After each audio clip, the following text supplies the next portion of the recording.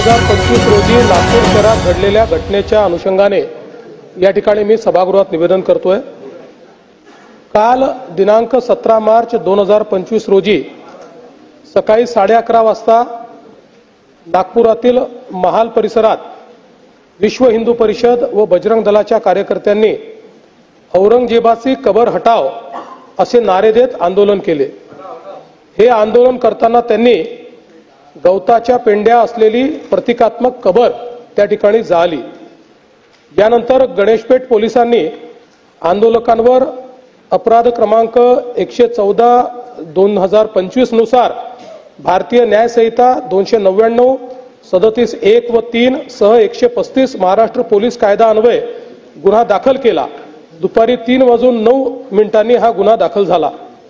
यानंतर सायंकाळी एक अफवा अशी पसरवली गेली की सकाळच्या आंदोलनात जी प्रतिकात्मक कबर जाळली त्याच्या कापडावर धार्मिक मजकूर होता।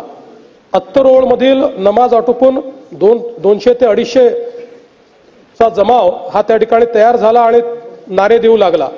याच लोकांनी आग लावून टाकू असे हिंसक बोलणे प्रारंभ केल्याने पोलिसांनी त्या ठिकाणी बळाचा वापर केला।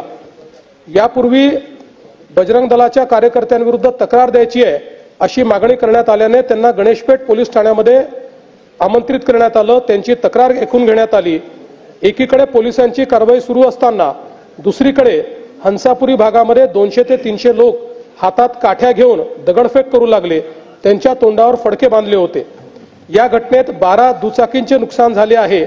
या घटनेमध्ये काही लोकांवर घातक शस्त्राने हल्ला करण्यात आलेला आहे। तिसरी घटना भालदारपुरा भागात सायंकाळी 7:30 वाजता झाली। 80 ते 100 लोकांचा जमाव तिथे होता।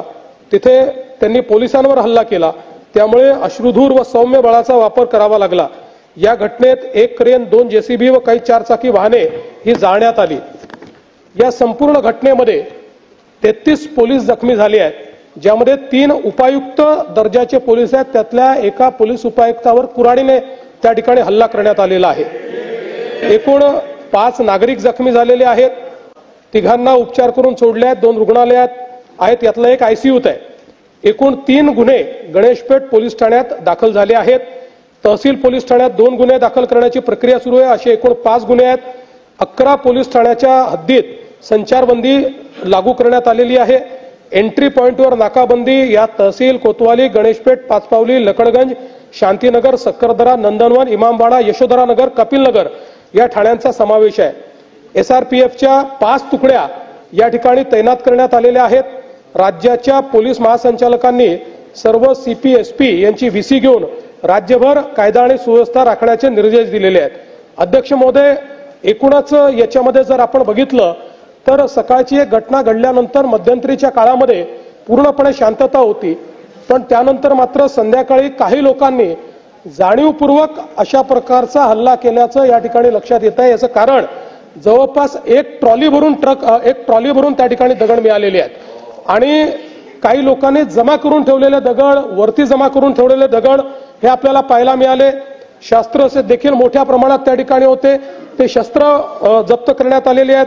वाहनांची जाळपोळ त्या ठिकाणी झालेली आहे आणि ठरवून काही ठराविक घरांना, काही ठराविक आस्थापनांना त्या ठिकाणी लक्ष करण्यात आलेलं आहे। 3 DCP लेवलचे लोक या ठिकाणी जखमी झालेले आहेत आणि जसं मी सांगितलं की यातल्या एका DCPवर तर थेट कुऱ्हाडी वार हा त्या ठिकाणी करण्यात आलेला आहे। त्यामुळे निश्चितपणे याच्यामध्ये काही ना काही एक प्रकारे काही लोकांचा सुनियोजित पॅटर्न हा देखील त्या ठिकाणी दिसतो आहे। अशा लोकांना त्या ठिकाणी त्यांच्यावर कारवाई ही केलीच जाईल। कुठल्याही परिस्थितीमध्ये कायदा आणि सुव्यवस्था हाती घेण्याची कोणालाही परवानगी या ठिकाणी देण्यात येणार नाही। आणि मी एक गोष्ट स्पष्टपणे सांगतो, पोलिसांवर ज्यांनी हल्ला केला असेल त्यांना काय झालं तरी सोडलं जाणार नाही। पोलिसांवरचा हल्ला सहन केला जाणार नाही। पोलीस शांतता प्रस्थापित करत होते, अशा वेळी पोलिसांवर केलेला हल्ला अतिशय चुकीचा आहे। अध्यक्ष महोदय, खरं म्हणजे महाराष्ट्रामध्ये कायदा आणि सुव्यवस्था राखणं, शांतता राखणं आपल्या सगळ्यांची जबाबदारी आहे। मी नागपुरातली जनता असेल, महाराष्ट्रातली जनता असेल, या सर्व जनतेला ही विनंती करू इच्छितो की सर्व समाजांचे धार्मिक सण हे या कालावधीमध्ये चाललेले आहेत।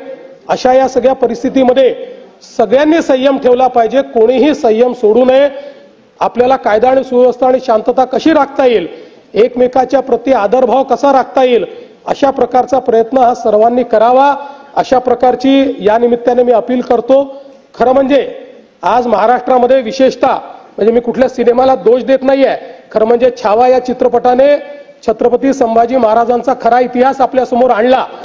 पण त्यानंतर राज्यामध्ये लोकांच्या भावना देखील खूप मोठ्या प्रमाणात त्या ठिकाणी एक प्रकारे प्रज्वलित झालेल्या आहेत. औरंगजेबाबद्दलचा जो काही राग आहे तो रागही खूप मोठ्या प्रमाणात त्या ठिकाणी बाहेर येतोय. या सगळ्या गोष्टी आपल्या ठिकाणी असल्या तरी मला असं वाटतं की महाराष्ट्रात कायदा आणि सुव्यवस्था राखणं हे अत्यंत महत्त्वाचं आहे. त्यामुळे सर्वांनी संयम बाळगला पाहिजे. महाराष्ट्र एक प्रगतिशील राज्य आहे. या राज्यामध्ये मोठ्या प्रमाणात इन्व्हेस्टमेंट येत आहे. या ठिकाणची कायदा सुव्यवस्था, इथली सगळी जी काही सामाजिक घडी आहे ही जर योग्य प्रकारे राहिली तर मला असं वाटतं की आज ज्या प्रगतीकडे आपण चाललोय त्या दिशेने जाण्यास आपल्याला अधिक मदत होईल. आणि म्हणून निश्चितपणे कायदा आणि सुव्यवस्था राखण्याकरता, शांतता राखण्याकरता मी आवाहन करतो. आणि त्यासोबत ही देखील चेतावणी देतो की कोणीही या ठिकाणी जर दंगा करण्याचा प्रयत्न केला, त्याचा जात धर्म न पाहता त्याच्यावर कारवाई केली जाईल. आणि पोलिसांवर जर कोणी हल्ला केला तर त्यांना सोडलं जाणार नाही, त्यांच्यावर कडक कारवाई ही केली जाईल, हे देखील या निमित्ताने मी सांगतो.